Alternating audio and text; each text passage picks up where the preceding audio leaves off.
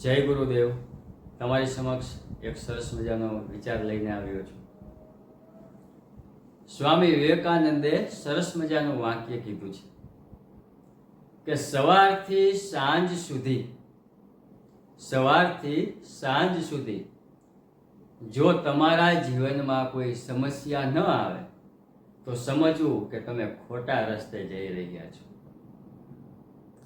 મતલબ કે જે સમસ્યા છે ને એ આપણા જીવનને ઘડે છે, અને જેના જીવનમાં સમસ્યા નથી ને એનું જીવન નિષ્ક્રિય થતું જાય છે.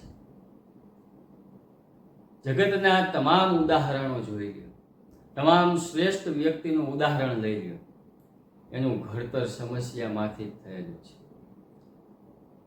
સમસ્યા જ જીવનનું સૌથી શ્રેષ્ઠ શિક્ષણ છે. તમારા જીવનને સારી રીતે કોઈ શીખવી શકે, સારી રીતે કોઈ ઘડી શકે તો એ સમસ્યા છે. એટલા માટે દરેક સમસ્યાને હસતા મોઢે એનો સામનો કરો, એને દૂર કરવાનો પ્રયત્ન કરો. એનાથી તમારું જીવન ઘડતર થશે. તમે નવી નવી સમસ્યાઓનો પડકાર ઝીલી શકશો, દરેક સમસ્યાનું સમાધાન શોધી શકશો, અને એક દિવસ તમે હીરાની માફક ચમકશો. જે સમસ્યાથી ગભરાવું નહીં, સમસ્યાનો સ્વીકાર કરો. તેનાલી રામાથી બધા પરિચિત હશે. જ્યારે અંતે એ રાજ્યગુરુ તથાચાર્ય તેનાલી રામાને કહે છે કે રામા, મેં તને જીવનમાં ઘણી બધી તકલીફો આપી છે, હંમેશા મેં તને જીવનમાં કોઈને કોઈ સમસ્યામાં ફસાવ્યો છે, મને માફ કરી દેજે. ત્યારે તેનાલી રામા સરસ મજાનું વાક્ય કહે છે કે ગુરુદેવ, જો તમે ન હોત ને તો આ તેનાલી રામા ન હોત, માત્ર એક રામા જ હોત.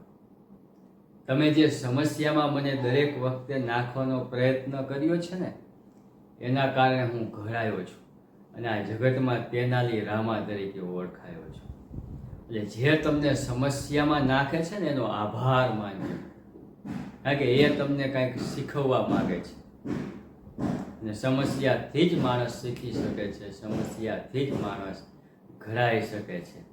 એટલે સમસ્યા આવે તો નાસીપાસ ન થતા એ સમસ્યાને દૂર કરવા માટે હંમેશા લડવાનો પ્રયત્ન કરજો. સફળતા તમારા રસ્તામાં જ છે, સફળતા તમને પ્રાપ્ત કરવા માટે તૈયાર જ ઊભી છે. માત્ર તમારે પ્રયત્ન કરવાનો છે. આશા રાખું છું મારો વિચાર તમને સારો લાગ્યો હશે. ફરીથી મળીશું નવા વિચાર સાથે. ત્યાં સુધી અસ્તુ. જય ગુરુદેવ, જય હિન્દ.